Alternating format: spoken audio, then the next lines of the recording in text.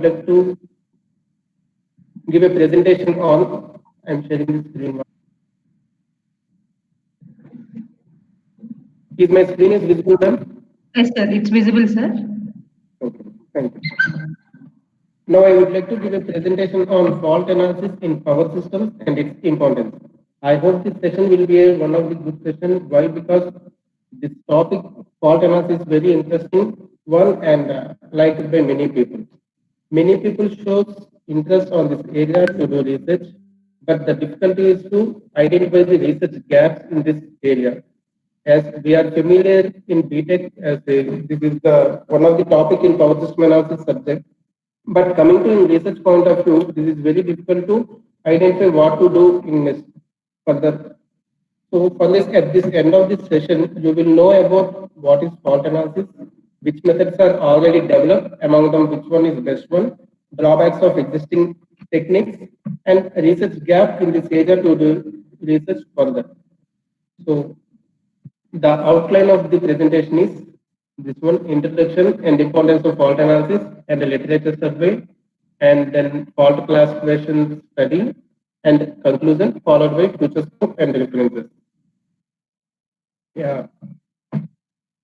First of all, we'll see where we are, that means where India in the world. While starting a research, it is essential to know about the present statistics.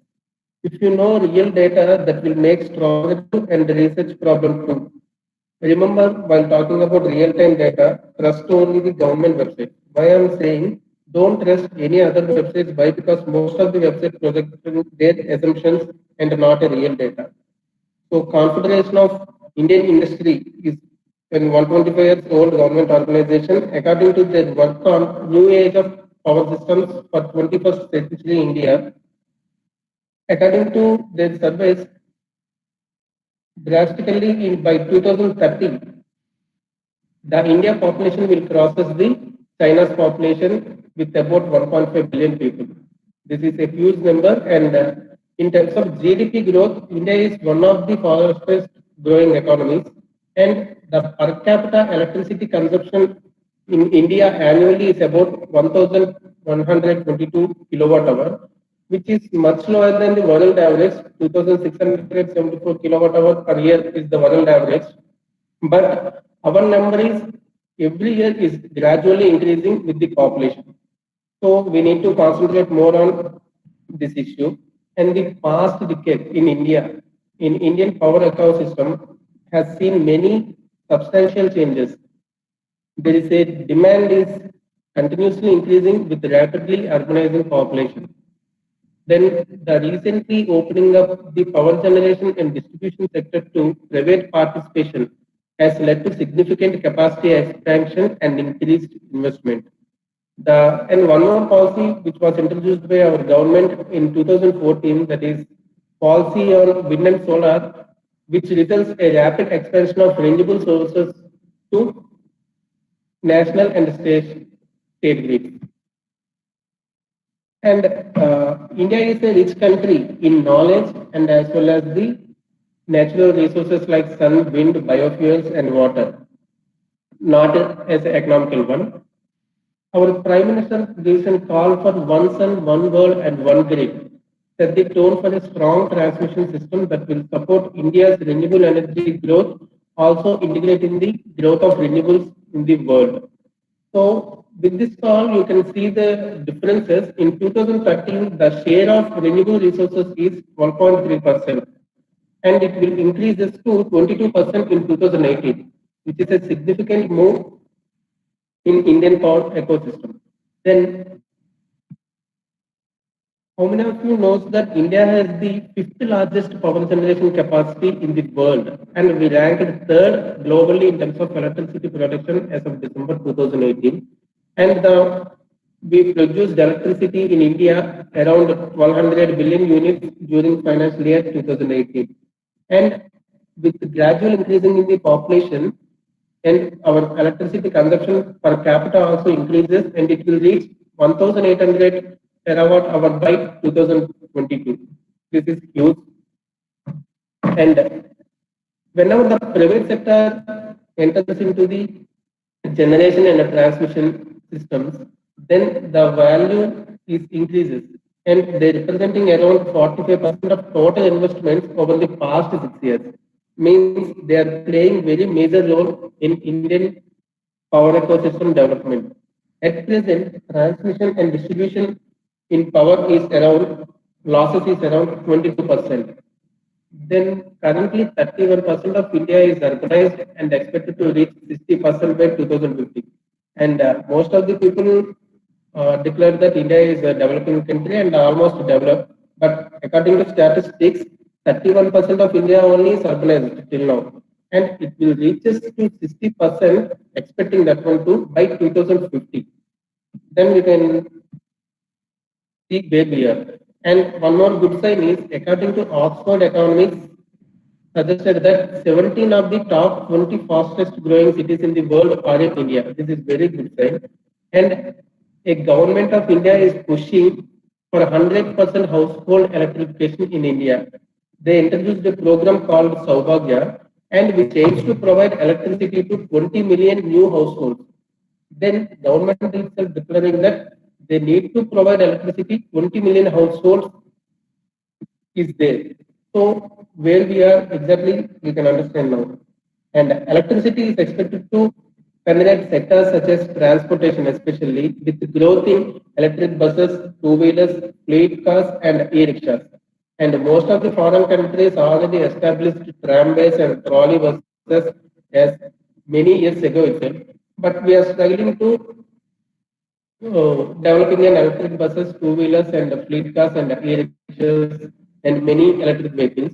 So this is one of the research gap present currently in India. If anyone wants to start their research freshly and they want to searching for a topic, then they can choose electric vehicles. This one is one of the demanding topic, and you will get sufficient funds and separate schemes also government is providing to encourage the research in electric vehicles. So this is one of the research gaps in power system. And coming to with the power system size and the difficulty is increasing with the as well with the population also. So as the population increases, the demand also increases, and we are the power system size and the difficulty also which is increasing, and which creates necessity for fast and reliable methods to protect main apparatus and to continue system stability. So out of everyone knows that power system majorly classified into four parts we can categorize: generation, transmission, distribution, and utilization. So out of that, transmission plays a major role. Why? Because as the load centers are far away from the generating stations, which is difficult to supply the required energy to the load centers without transmission is impossible. So transmission systems will act as an art of the power system.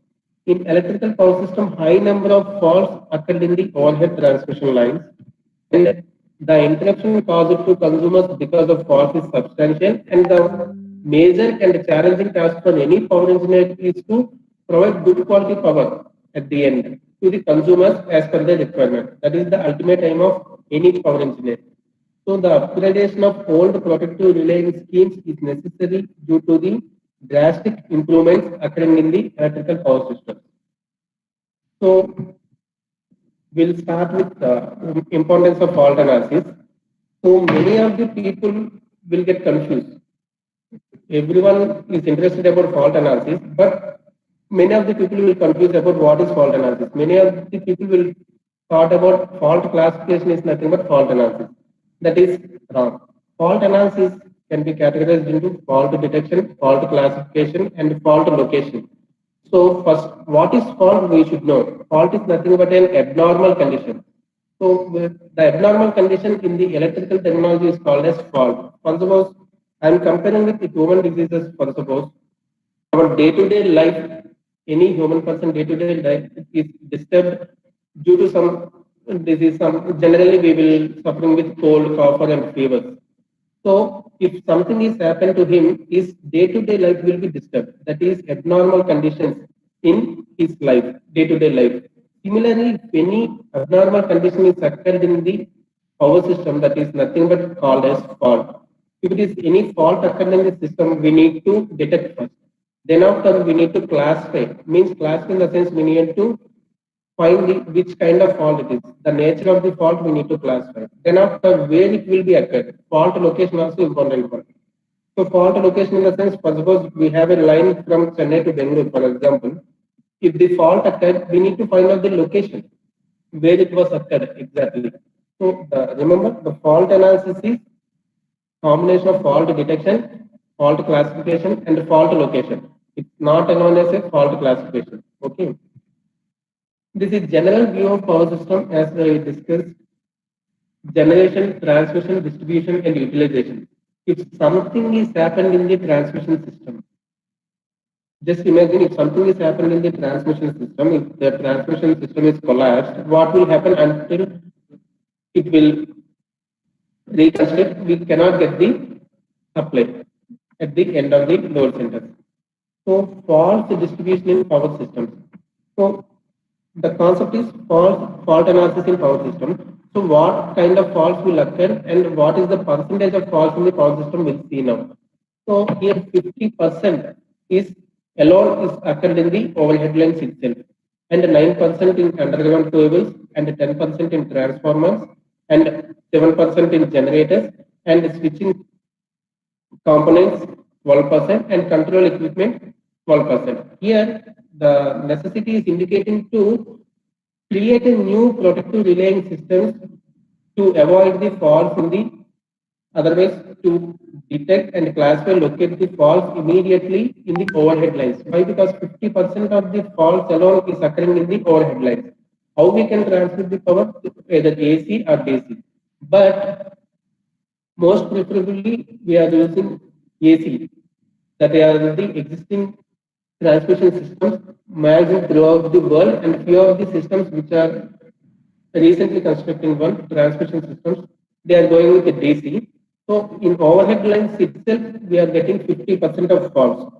So why these faults will come means overhead lines are exposed to atmospheric nature. The causes of faults are maybe insulation failure or conducting path failure. Most of the faults in transmission and the distribution lines are caused by over voltages due to lightning. And fine cement dust in industrial areas, salt in coastal areas reduces their insulation strength and causes flashover. And storms, earthquakes, and tsunamis, most of the natural reasons are the causes of occurrence of faults in the overhead lines. Then 50%. So faults occurrence in power system is out of 100%, 50% is alone is occurred in the overhead systems. So in overhead systems, we need to, for suppose, for every disease for human, most of the diseases, we have vaccines and medicine. But COVID has unexpected one. So everyone in the medical research is trying to prepare a vaccine and medicine as early as possible for the COVID. But for suppose similar way to provide a better protective system in the power system, first we should know what are the difficulties that power system may cause. So faults in overhead transmission systems can be classified into two types. One is series or open conductor faults, and another one is shunt or short circuit faults. So series and open conductor faults, open conductor and short circuit. Here itself we can identify if any fault is occurred, if the voltage values are high compared to its threshold values, those faults can be treated as open conductor faults. I'm giving simple definitions. And if any fault is occurred, if the current values in the phase is increases beyond its threshold value, those are called as shunt or short circuit faults. Open conductor faults again classified into two types, that is one open conductor fault and two open conductor faults. And compared to short circuit faults, open conductor faults are very, very rarely occurred faults. So out of the 100%, overhead transmission system itself facing 50% of faults. In that, we have two kind of faults are there. One is open conductor fault and another one is short circuit. We need to concentrate on, while preparing or while designing any protective schemes, short circuit faults more. Why? Because open conductor faults are very rarely occurring faults. So we'll concentrate more on short circuit faults. Again, short circuit faults classified into two types. One is asymmetrical faults and another one is symmetrical faults. If What is asymmetrical and symmetrical faults? If we consider three-phase system, we have three lines. So if the possibility of faults are short circuit may occur between in between line to ground, or in between the lines, or in between the two lines, or in between the three lines, two lines to ground and the three lines to ground. Based on that, you can observe if suppose short circuit occurred between the line to ground fault, that is treated as LG fault. And if it is short circuit occurring between line to line fault, in between the two lines, those are line to line fault. If short circuit occurred in between double line to ground, that is called as double line to ground fault. If it is three-phase fault is occurred, three-phase fault means all the three phases, three lines are shorted. That is called triple line fault. If triple line to ground is shorted, then that is called triple line to ground fault. This is up to here we know as per the theoretical knowledge. But while doing the research, while designing a protective scheme, you need to go in depth little bit. So what is line to ground fault? Why it is called a symmetrical fault means at least for suppose line to ground fault is occurred, two are in healthy condition. So we can transmit at least two-thirds of the power from generating end to receiving end. So one is in abnormal condition, two are in healthy condition. Similarly, for double line fault, the short circuit is happened between the two lines. So two are in abnormal condition, one is in healthy condition. At least we can transmit power from generating end to receiving end at least through one phase. Similarly, for double line to ground fault also. If it is three-phase fault is occurred, either it is a triple line fault or triple line to ground fault, whatever it may be, all the three phases are in abnormal condition. They are in symmetrical in nature. So that's why they are called as three-phase fault. So if it is three-phase fault is occurred, we cannot transmit even through even single line also. So all the three phases are in abnormal condition. So these are in here it is in one is in healthy condition, two are in abnormal condition for LG fault, and double line to ground fault, two are in abnormal condition lines and one is in healthy condition. And coming to triple line and the triple line ground fault, all are in abnormal condition. So these LG, LL and double line to ground fault are asymmetrical faults, and triple line and triple line to ground faults are symmetrical faults. For suppose if line to ground fault is occurred, you are planning to design some protective scheme that will detect or classify and locate the fault. If it is line to ground fault is occurred, then which line to ground? We have three lines. So I'm indicating each line with A. Line 1 is capital A and line 2 is capital B and line 3 is capital C. For suppose if line to ground fault is occurred means which line to ground fault? What are the possible conditions? What are the possible faults may occur means that may be line A to ground, line B to ground, line C to ground. So total three line to ground faults may occur. For the subdivision I am talking. So if line to ground fault is occurred, there are three more possibilities. So while designing a protective scheme, these things we cannot get it from the textbooks. So if line to in research publications and earlier researchers will told about many classification techniques and detection techniques for this fault classification, but majorly most of them in earlier stages concentrated on classification up to here, whether it is line to ground fault or line to line fault. Then after the next stage, they will go with double line to ground fault. Then after they are implemented the techniques to even though classify the triple line fault also. So earlier they split with ground fault and line to ground fault and double line fault. You can see the earlier papers which were published in this area. They will represent only these kind of faults only. And very few papers will discuss about these subdivisions. Means accuracy is very less in the previous papers. Why? Because if it is line to ground fault means again there is a manual operation is required which phase is got disturbed. So for that later the research is extended to which kind of fault is occurred. Means there are total here under line to ground 3, here 3, 6, 6 plus 3, 9. Here we can treat it as two faults, otherwise one fault. Why? Because all these two are three phase faults. So 10 or 11 faults they are occurring here. The possibilities of occurring faults in the overhead lines are total 10 faults. So we need to provide a protective relaying scheme to determine the fault location and fault classification for all these faults.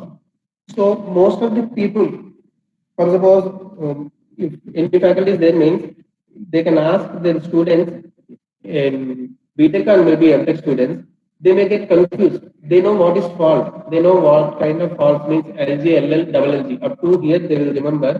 They will get confused which is most frequently occurred fault and which is most severe fault means most of the people I'm sure they can tell that most commonly occurring fault is double line to ground fault and the most severe fault is double line fault. So now here we can easily remember which fault is most commonly occurred, which is one most severe fault.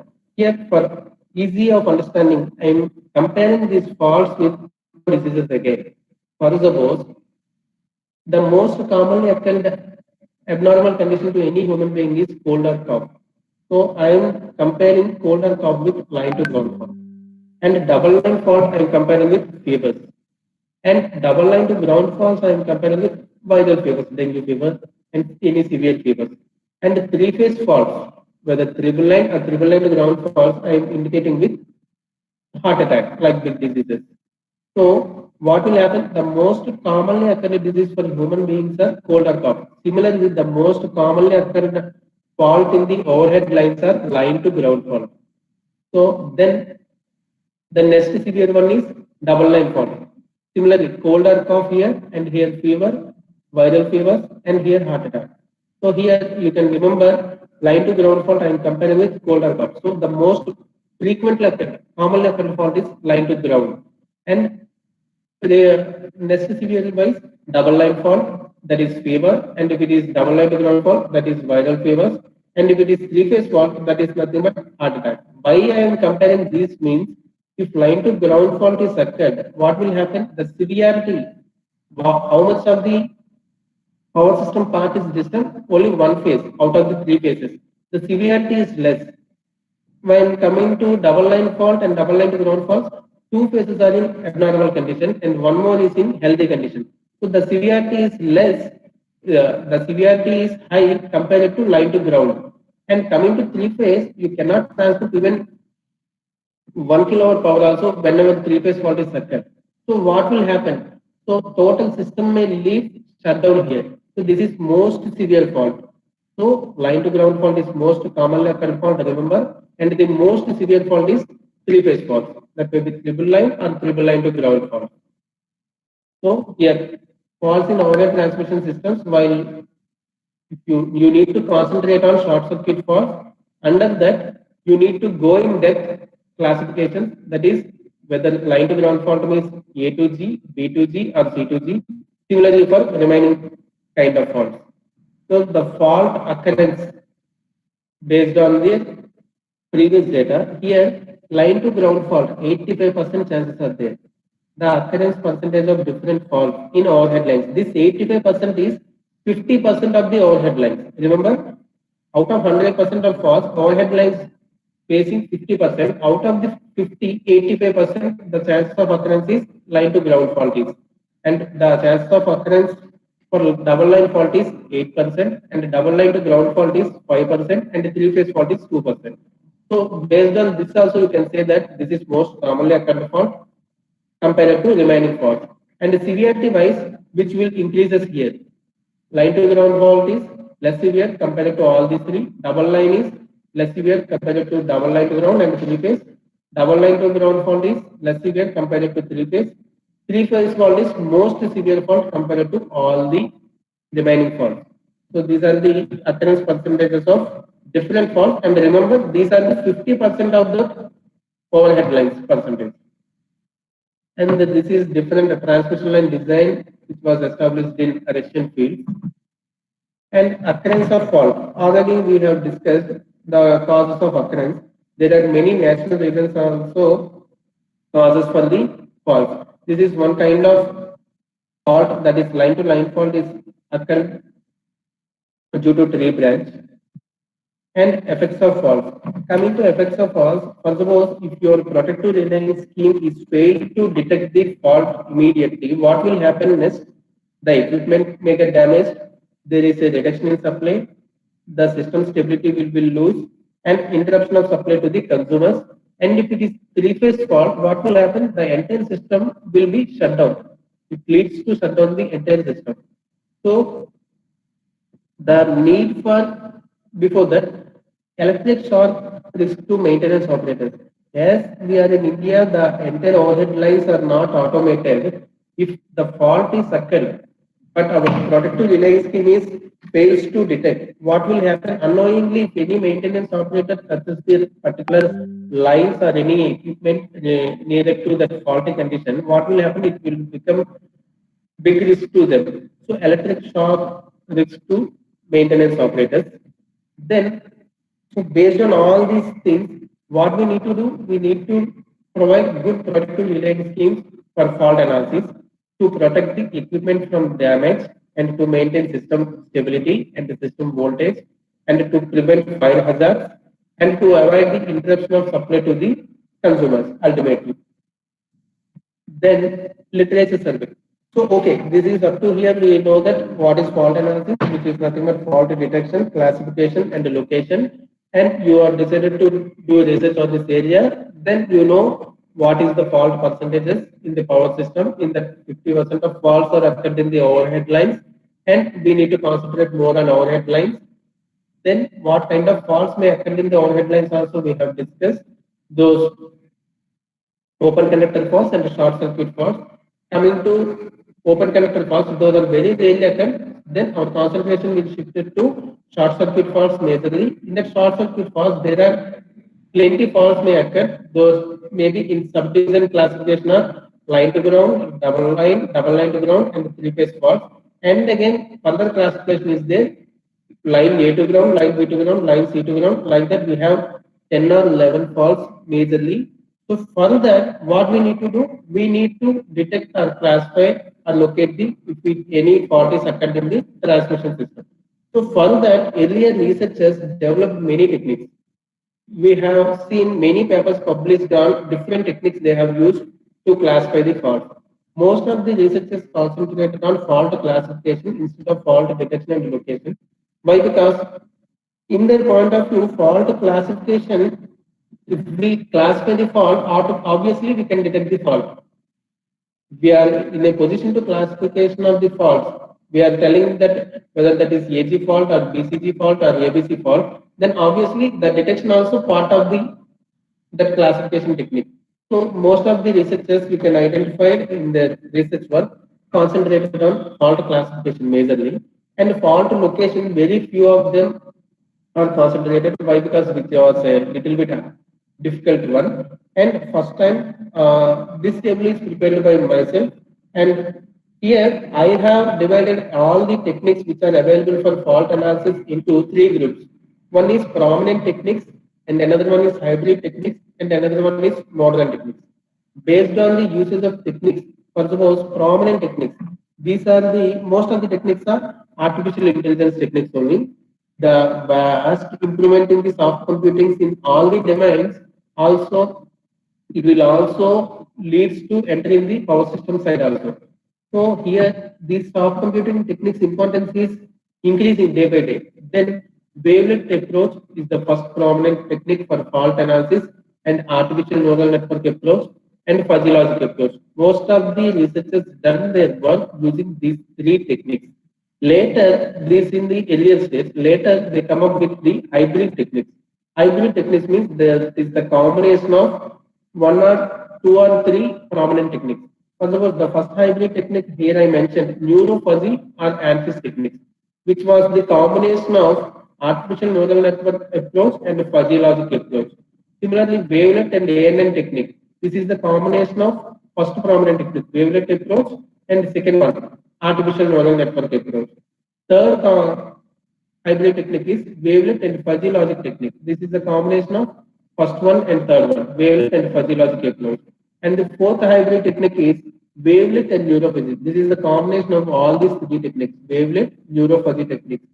And recently, due to the advancement in the technology, few of the researchers developed the fault analysis technique that is for fault detection or classification or location using these technologies that is support vector missions, genetic algorithm, DWT and DLM approach, and theory and FPGA based implementation and GSM technique and PMU based production scheme and decision tree based method, many are there. So what is this? So while starting the research, suppose you are taken this area, you know the what kind of cost may occur, you are planning to develop a new technique. Already these many techniques are there. Which one is best one? Which one is more complex? Which one is more simple? So for that, one table. This is comparison between the different approaches for fault analysis. So wavelet approach. For suppose I have cited 11 differences related to wavelet approach in this presentation, 1 to 11. The techniques used are here wavelet transform and DWT in the sense discrete wavelet transform and continuous wavelet transform. So these are the subclassifications, which kind of wavelets we need to use.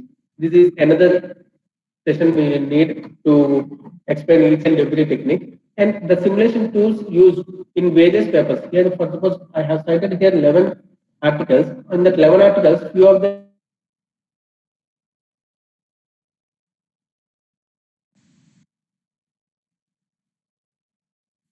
used EMTP software and few of them used PL's medium.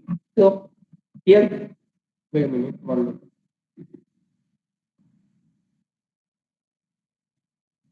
Yeah, thank you. So the complexity level is medium for wavelet approach. Similarly, for artificial neural networks, these are the cited articles and the techniques used here. And the complexity level is little bit complex compared to remaining approaches. And the fuzzy logic approach and the complexity level is simple as compared to wavelet and ANN techniques. Similarly, you can get the techniques used in each hybrid technique and simulation tools used. And you can ask me, sir, you have mentioned many of the simulation tools for all the papers, for all the techniques are common. Why? Because most of the academicians have the opportunity to use MATLAB software more. That is obviously user friendly. And PSCAD and the EMTP software's full licensed versions, very few institutions have across the world. So what will happen? Obviously, every researcher will start working on fault analysis using MATLAB itself. And few of the research fellows where they have option to use EMTP and EMTP PSCAD software, those are very costly. So they have did work on the using EMTP and the PSCAD software. Then they have published papers, and most of the even MATLAB is a good one for research in this area.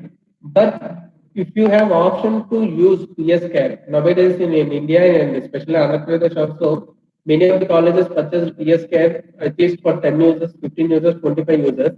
If you have opportunity to use the PSCAD software means go with PSCAD software. Why? Because already many of the articles works already published with the help of MATLAB. So if you done with PSCAD and validate with your work in PSCAD software as well as MATLAB software, then you can compare which one will give the better results and which one is user friendly and which one is simple. Then you can publish your papers or work in good reputed impact factor journals. So the possibilities are more, and these are the hybrid techniques and their techniques used and simulation tools and their complexity level. And these are the modern techniques. They are used in the modern techniques and simulation tools and the complexity levels are here mentioned. And the complete review. I have published many review papers on this in elsewhere part 1 and part 2 and few conferences and one book chapter also regarding this review in fault detection, classification and location separately. To get the clear explanation, you can see my papers which are available in my Google Scholar and key findings from the literature. So as we discussed, we have many techniques in that I have divided it to 3 types. One is prominent techniques and another one is hybrid techniques and another one is modern techniques. Which one is best based on the complexity and all we have discussed? Whether all these fault analysis techniques I have mentioned. So fault analysis means fault detection, classification and location.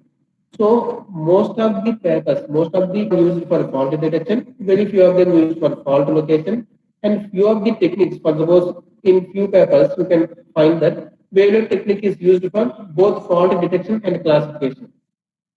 And fuzzy logic technique is used in few articles, fault classification alone itself. And wavelet fuzzy, they have implemented for both fault classification and location. So here, so the main techniques used for fault analysis in transmission lines are wavelet technique, artificial neural networks, fuzzy logic, neurofuzzy, and wavelet neural networks, wavelet fuzzy, and wavelet neurofuzzy. These are the nothing but prominent and hybrid techniques, which are the most, which have the most accuracy and have more efficient techniques compared to all new modern techniques. Then earlier the others implemented the above mentioned techniques for either detection, classification, or location of the faults. Only in one more research gap you can identify here is that is they have split it to either short transmission line, medium transmission line, and long transmission line. So no one did considering all the three transmission lines. Here the research gaps are, if you observe, means the very less works are proposed for complete fault analysis, that is for detection, classification, and location together. So that is one research gap. And very less works, hardly very less are there. That is single digit numbers. They were considered all the kind of transmission lines, short, medium, and long transmission lines. Most of the works proposed for one kind of transmission line. Okay. So their proposed method is useful for only that kind of particular transmission line, that is not a universal one. So you have an option to design a protective reliance scheme that will be able to detect and classify and locate faults in transmission lines, as well as that scheme should be give the better results and accurate results in all kind of transmission lines, that is short, medium, and long transmission lines. Here we have two objectives. Here till now we have discussed the research gaps in entire electrical vehicles is one, and here coming to you can go with first fault detection, classification, location together for one transmission line. You develop a system, means you develop a technique or method for one transmission line. You can take either medium or long transmission line and develop all these three tasks: fault detection, classification, and location.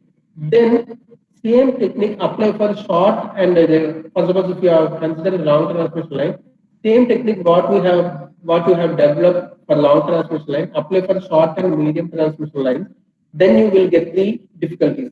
Some of the portions, some of the, for suppose in long transmission line, you are able to classify the three-phase fault, that is ATC or ATC to ground fault successfully, but that may not give in medium transmission line and which may not give in short transmission line.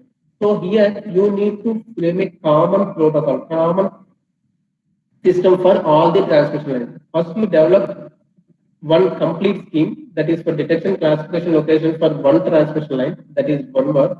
Then you can go with same technique with another transmission line. So medium, then you will get another one. What will happen? Your work is enlarged. So you can frame a common system for entire fault analysis for two transmission lines. Then go with another kind of transmission line. Then what will happen? You will get complete protective reliance scheme, complete protective reliance scheme for all the transmission lines. And in earlier, according to this literature, certain techniques work well in detection, while the other techniques are better to classify or locate the faults. What it indicates means, for suppose few techniques, for suppose wavelet technique, according to this articles published earlier, wavelet technique is not good for all fault detection, classification, and location. According to their works, I am talking. So what happens? You can frame it, as said in earlier point, you can frame a common protocol, common methodology for all these fault detection, classification, location. And from the literature, it is observed that there is a need to improve the fault classification accuracy. So why means you can ask, sir, already these many researchers are did many works. So why we need to do research again here means those are human made. Whatever may be the system in the human made system, there are chances to fail at any particular time. So what will happen? For suppose if any new mobile or new vehicle is launched today, that system or that mobile or that vehicle also have their own drawbacks. So what will happen? We need better things, mobiles or vehicles, whatever it may be, for less cost with high accuracy and high efficiency. Similar way, the population is increasing, the load demand is increasing. We are adding the grids, we are improving the renewable energy, we are integrating with traditional grid with renewable energy grids. What will happen? The complexity is increasing. So the existing relaying schemes will not reach the expectations. So what is the aim here is we need to provide better relay schemes. We need to design. So that is the major research gap here. So there are a lot of chances are there to publish good works and to get patents and proposals on this area. So if you design, so then proposed method for fault classification. Due to time, the session time is only 1.5 hours, so we cannot go for complete fault detection, classification, location completely. So majorly fault classification is one of the important one compared in fault analysis. So I will explain one case study problem, how I have developed and how I got achieved fault classification using fuzzy logic approach.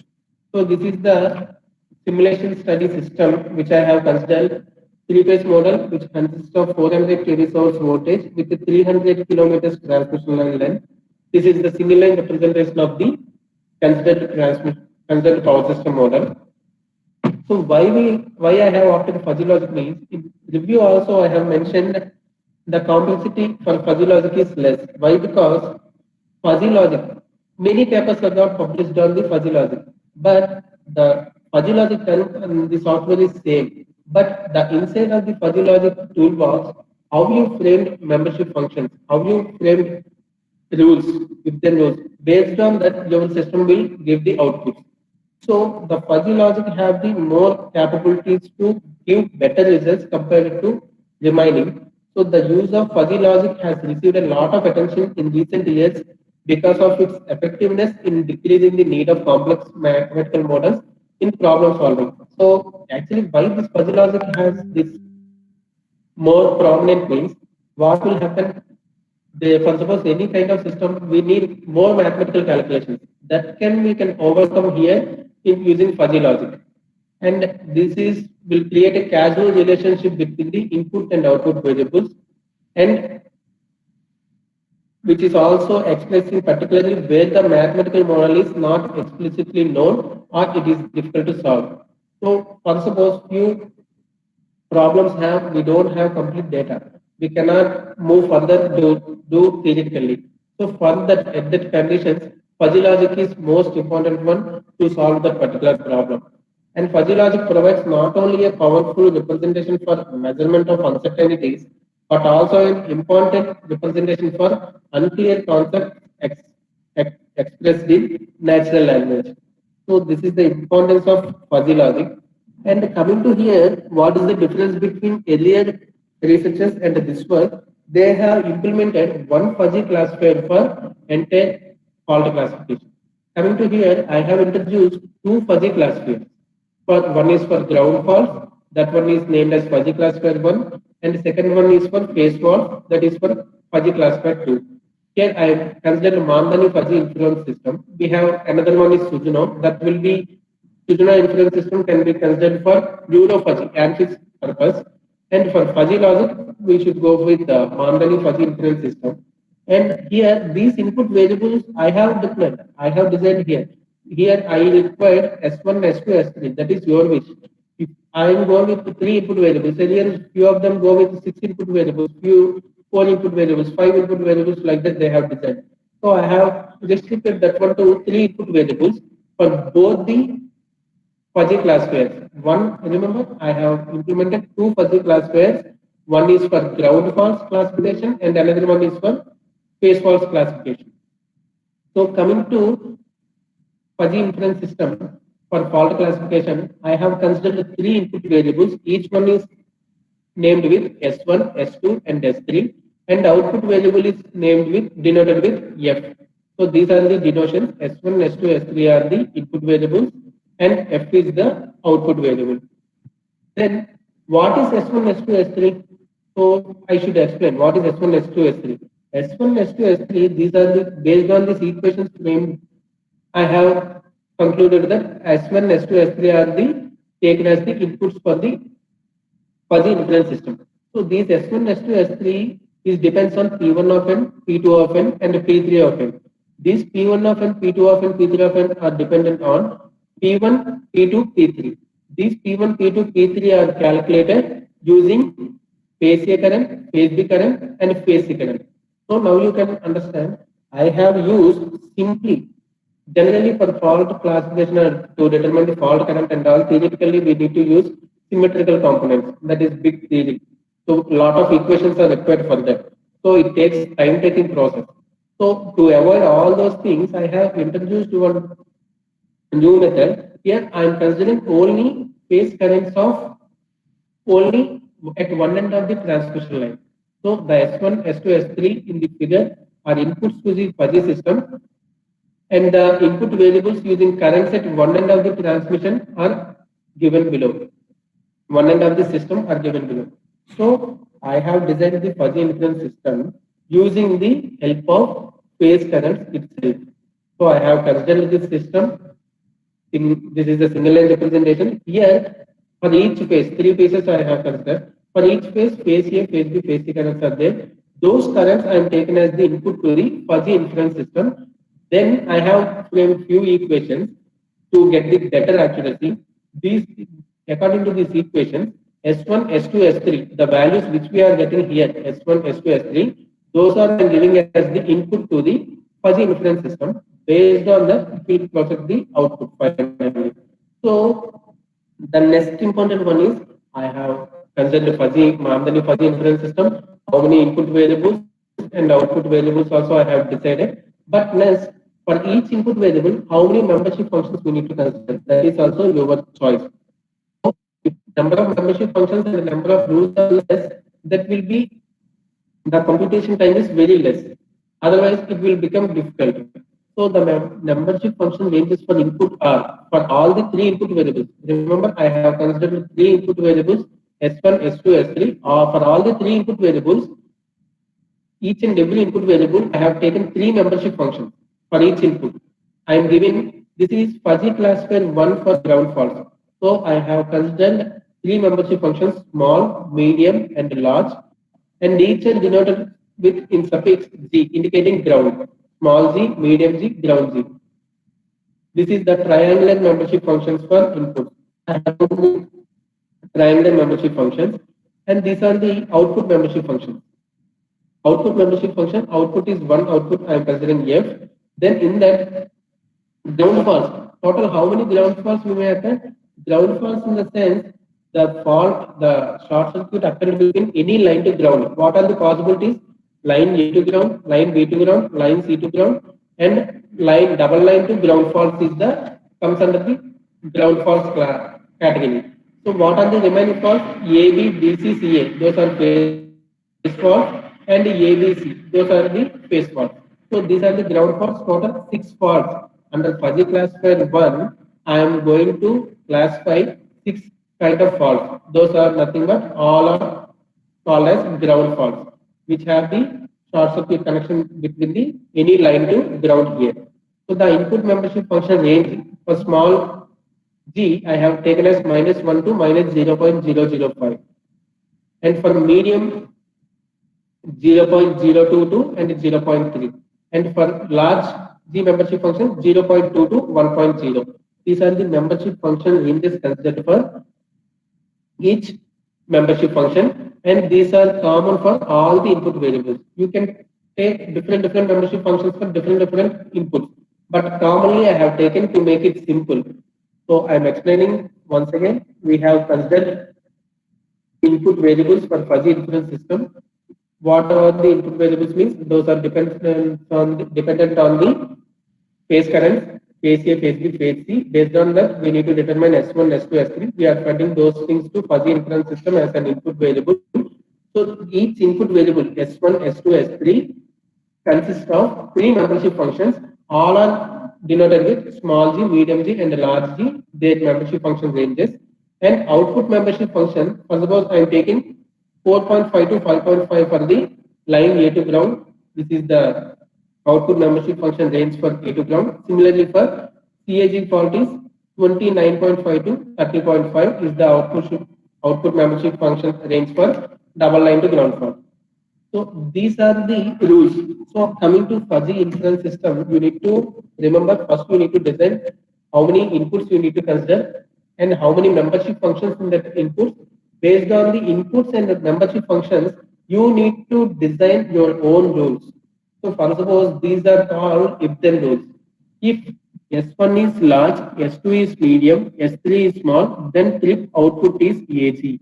What it is indicating? S1 have three options: large, medium, small. S2 has three options: large, medium, small. S3 has three options: large, medium, small. If the calculated S1, S2, S3 values ranges, if lies between, for suppose the S1 small means that will be value is in between -1 to -0.05. If the calculated value is small for any input variable, that is S3 is small.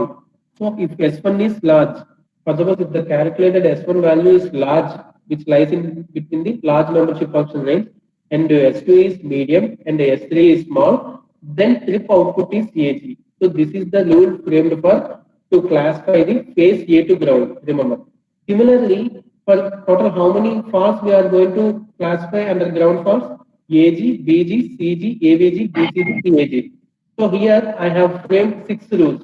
So the number of rules also your wish. The number of input variables, the number of input membership functions and output membership functions, that is your wish. And based on that, you can frame 10 rules, 15 rules, that is your wish. But if number of rules is less, then you will get accurate output. So here I have framed accurate rules for different kind of line to ground faults.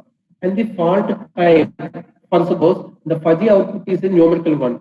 So it will display some number, no? If it displays some number, based on that, how we can find that whether that is AG, BC, BG, CG means here while designing itself, output membership functions, I have mentioned here 4.5 to 5.5. If it is 5, exactly the fuzzy output, then that denotes with AG. If it is lies between 4.5 to 5.5, that is also AG fault. Then what will happen? The accuracy value is less. So my expected outcome is 5 for AG fault. If it is exactly 5, then the accuracy is 100%. If it is 4.95, we need to improve further. Similarly, for BG fault is 10, CG fault is output variable 15, and ABG fault is 20, and for BCG is 25, and for CAG is 30. This is for fuzzy classifier 1 for ground fault. Similarly, fuzzy classifier 2 for phase fault. So how many phase faults we have? Double line fault and triple line fault. Those are AB. Double line in the sense we have three options: AB, BC, CA, and ABC. So total 4 options we have. So I'm going to classify all these 4 faults using this fuzzy classifier 2. Here also, to make it simple and understandable to everyone, I have designed a input variables which consist of 3 membership functions in ground faults fuzzy classifier and phase faults fuzzy classifier. Here also I have considered same membership functions almost, little bit variation is there. Then small phase and medium phase and large phase, and the suffix I have denoted with PH. Why? Because those are indicated with phase faults membership functions. So each S1, S2, and S3, all the 3 inputs for fuzzy classifier 2 also have 3 membership functions each one, and those are denoted with small phase, medium phase, and large phase. And the membership function ranges are -1 to 0.005 for small phase, that is indicated here -1 to -0.005, and 0.01 to 0.06 for medium phase, and 0.5 to 1.0, that is for large phase. Similarly, like output membership functions in the ground faults fuzzy classifier, here also I have taken 34.5 to 35.5 for AB fault. Here, for easy to understand, here up to ground faults we have taken up to 30. So I am continuing this number. So 5 is for AG, 10 is for BG, CG, 15 is for CG, up to 30 is for CAG. Next number is with 5 difference, 35. So that's why I am taking for AB fault, the output variable should be 35, and for BC is 40, and CA is 45, and ABC is 50. So these are the phase faults if then lose frame. If S1 is small, S2 is large, and S3 is small, then trip output is AB. If S1 is small, S2 is small, S3 is large, then trip output is BC. So you can ask me questions, sir, how you framed these rules and how you decided these membership functions and ranges like that. So based on the trial and error method. So you can go with you first based on the literature what we have discussed earlier in the fuzzy logic literature. They have used some membership functions.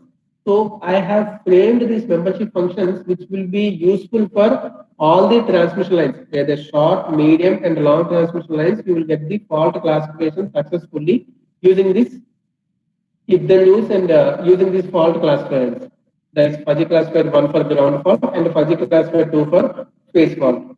So these will be, this is what I said, one research gap. You can frame a common method for all the fault detection, classification, location, and for all the transmission lines, that is short, medium, long. So this is the one of the model for design for all the kind of transmission lines. So you will get the fault classification exactly if you use these kind of input membership functions and ranges and output membership functions. These are the outputs or results, fuzzy based fault classification results in case of ground fault. So here to test the accuracy of the proposed technique, I have considered different fault inception angles and different fault resistances also. So this is clearly see the table. If the occurred fault is AG at the fault inception angle 30 degrees for fault resistance 25 ohms, these are the S1, S2 and S3 values. Okay. Suppose if the occurred fault is AG at fault inception angle is 30 degrees for fault resistance 25 ohms. For this condition, the calculated S1, S2, S3 values are 0.8919 and 0.0981 and minus 0.9899. Then what is the fuzzy output for this combination? 5.1. So 5.1 means which is nothing but represents the occurrence of phase A to ground fault. Okay. So we have given the for phase A to ground fault 4.5 to 5.5. So here we have getting the little bit variation. The expected outcome is 5. This is 5.1. Then if the occurred fault is at fault inception angle 75 degrees and for fault resistance 25 ohms, these are the input variables, then the fuzzy output is 5.1. Similarly, if I am increasing the fault inception angle 120 degrees for this same fault resistance 25 ohms, the fuzzy output value is 4.9565.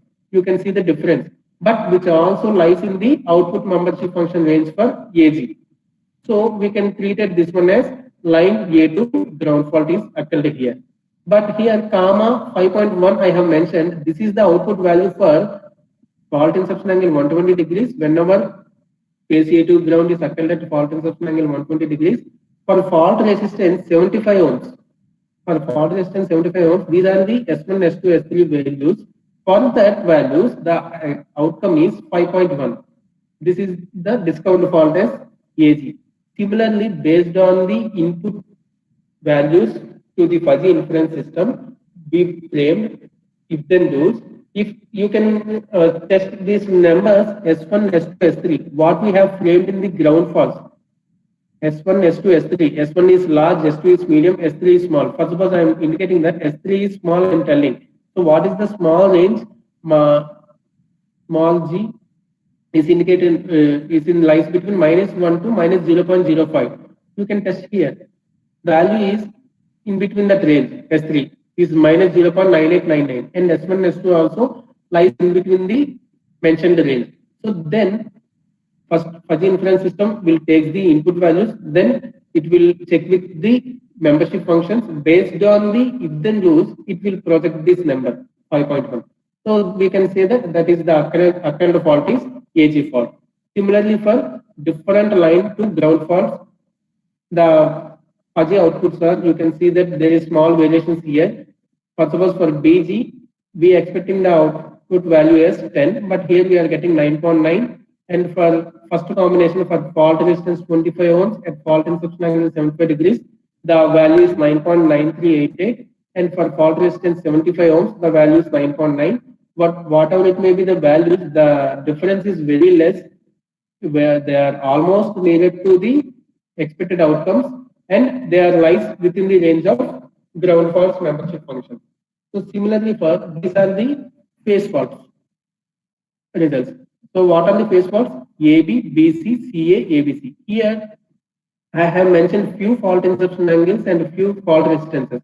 Actually, we have did work for many fault inception angles and many fault resistances and impedances, and taken many other parameters also into account. Then we have designed these rules and input membership functions and everything.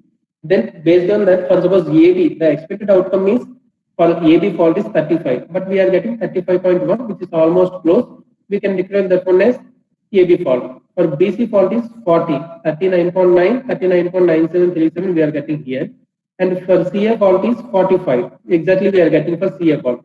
So which can show that the proposed technique which gives the good accuracy values, there is no difference between the append output and expected output for CA fault. If we make this system for all these kind of faults, that is very well and good.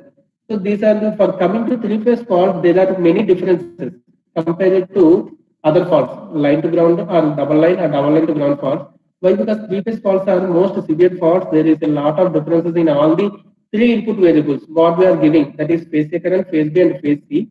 So here you are getting 55.50, sorry 50 and 50.0991, 091 and 50.50, 49.95. There are many variations, but all those are lies in between the ABC fault output membership function range.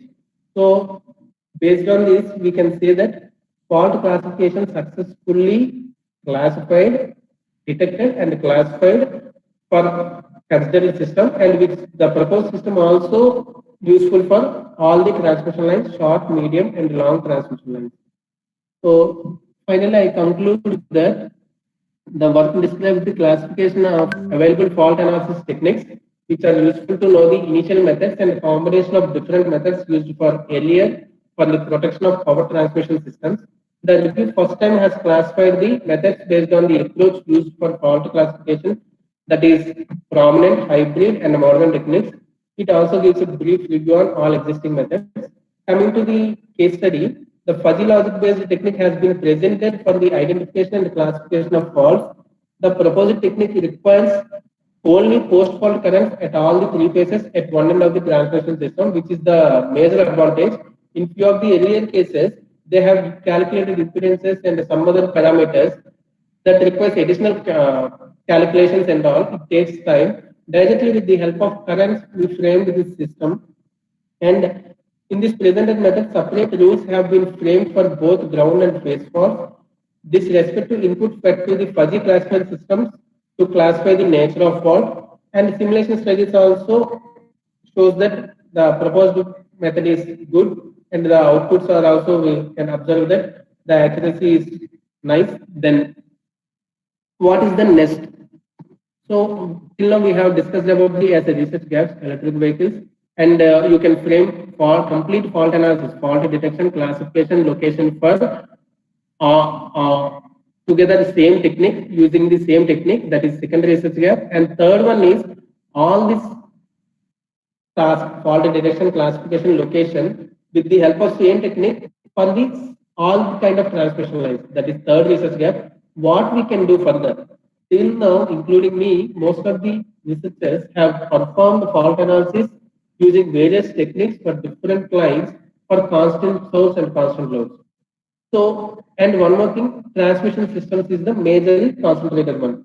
So, distribution systems is the another possibility is there. We can test the proposed techniques with the distribution systems, and we have implemented all these techniques for fixed generation sources and loads. The suggested methodology is not tested for intermediate energy sources. For the presented methodology is not tested for varying load patterns in the presence of intermittent energy sources. So this is another possibility. And you can also test for penetration of renewable energy sources and dynamic loads. As renewable energy sources importance is increased in the Indian power ecosystem, you need to develop, you need to consider that is also one of the factor to develop any designing scheme in further days. So these are the possibilities. If you design complete fault analysis using one good technique for all kind of transmission lines, including these constraints, that will be a very good work, and you will get good appreciation from the journals, and you can apply for patent, and you can apply for the proposals. And these are the references which I have considered for this presentation. And you can refer my Google Scholar complete explanation whatever these works, and I have did the fault analysis work using wavelets and combination wavelet fuzzy and wavelet neuro fuzzy also. You can get all those works through my publications, and you can reach me anytime through my mail ID. You will get my mail ID through coordinators. That's it, ma'am. Hello? Dear participants, please post any queries. We will share the resource person details at the last of all the sessions.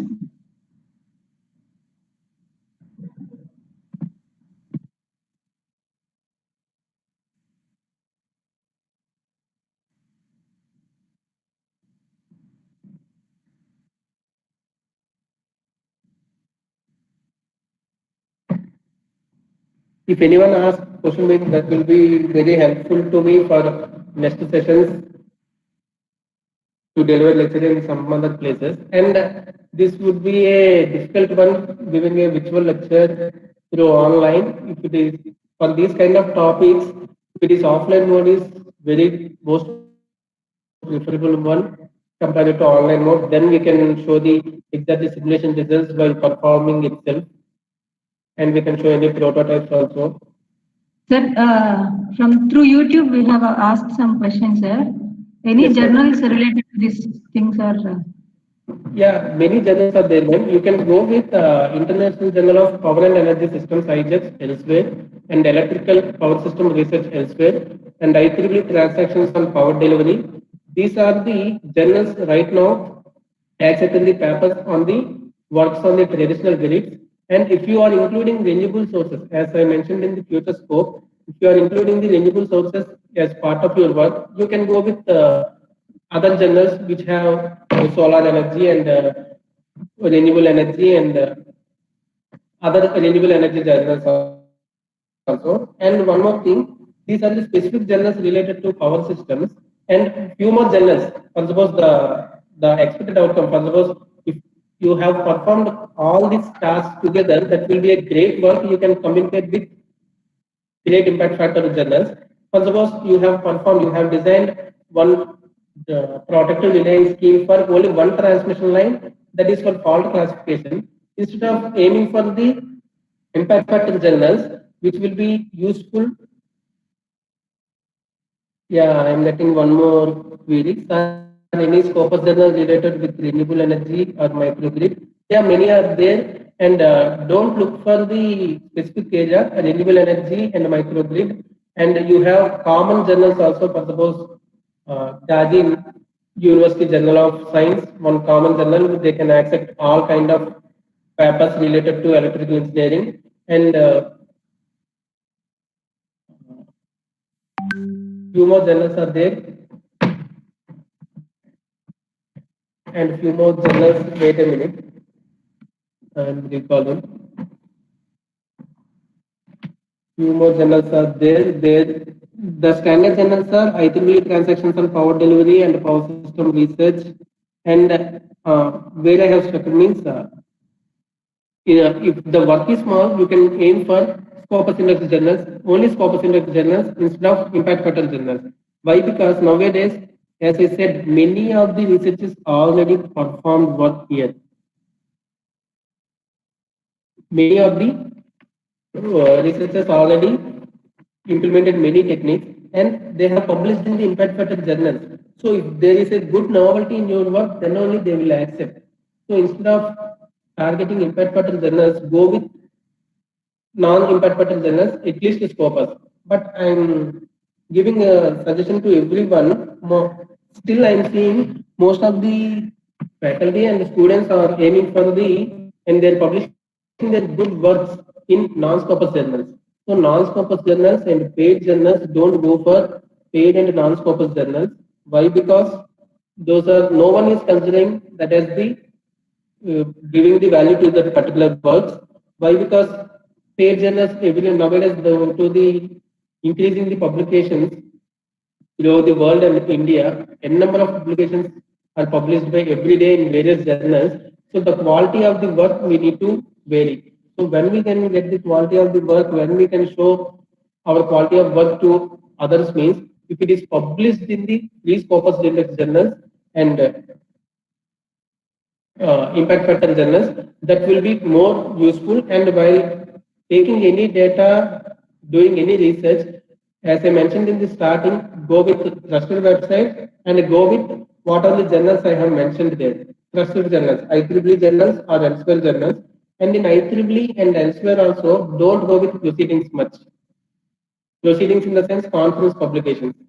So if it is conference publications and in elsewhere proceedings also, we cannot trust those values and all, whether those are correct or not. We cannot get the complete information. We will stuck at the middle of the research.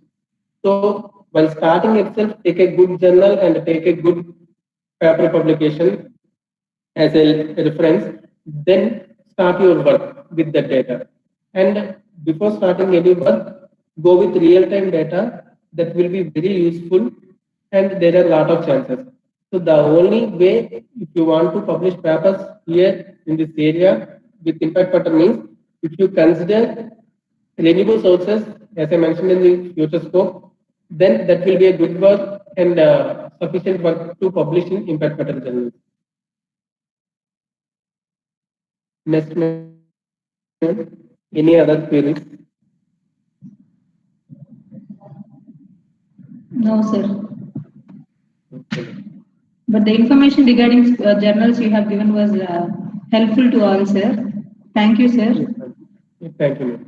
And one more thing, for suppose your work is very small, don't go with paid journal even though you itself decided this is not sufficient work for any free scopus journals or impact factor journals. Don't go with paid journals, go with conferences. Present your ideas and your work in international conferences, which will be held in the IITs and NITs, most preferable. And those conferences also, if you go with a series of conferences conducted by many IITs and NITs, even though the conference proceeding also will be added weight to your resume. So go with those kind of conferences and present your ideas. You will get required feedback. Then based on that, you implement paper on your work furtherly. Then you can get a chances to publish your work in good journals. So don't go with paid journals. Okay, sir. Sudhir, sir.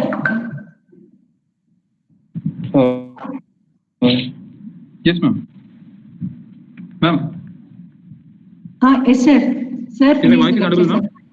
Yes, sir. Yes, sir. It's audible, sir. Yeah. Okay. Thank you, ma'am. Hi, Prasad sir. How are you? Fine, sir. How about you? Yeah, doing good, Yes. sir. Yes. Sir, first of all, I'd like to convey my heartful thanks personally first, because immediately you agreed for this. So you are one of my best well-wisher. Thank you so much for that. Thank you. And coming to this session, so as expected, you have given very clear explanation about the fault analysis in power system. So that was pretty helpful for our all the participants who are in YouTube as well as in this Google session, Google Meet session also. I assure you that they will utilize your knowledge sharing, and it will be really helpful for them in their future work also. Coming to our STTP, thank you so much, sir, for spending your valuable time delivering session. On behalf of management and our STTP team, I once again convey my heartfelt thanks to you for your valuable session, sir. Thank you so much. Thank you, sir. Thank you so much. I would like to thank once again management of SP College of Engineering and Sudhir sir, HOD Tripoli, and Kumar sir, coordinator, and Lakshmi ma'am and the team for inviting me as a resource person for this session. And it is my privilege to give a session here. And one more thing, which if I get the opportunity to deliver this lecture in offline mode, it will be more useful for the BTech and MTech students in further to do research in these areas, as well as the useful for faculty also. I would like to collaborate with you in further also, sir. Thank you so much, Professor. Surely we will arrange one more session in offline mode after receiving government guidelines. Sure, we will plan, sir. Thank you for assuring for future collaboration. Thank you so much, sir. Thank you, sir. Thank you so much. Thank you all for patiently listening everything. Thank you, one and all. Thank you, sir. Thank you, sir. All the participants requested to submit the feedback link. It has been posted in chat box. And for the afternoon session, kindly join at 1:55 p.m.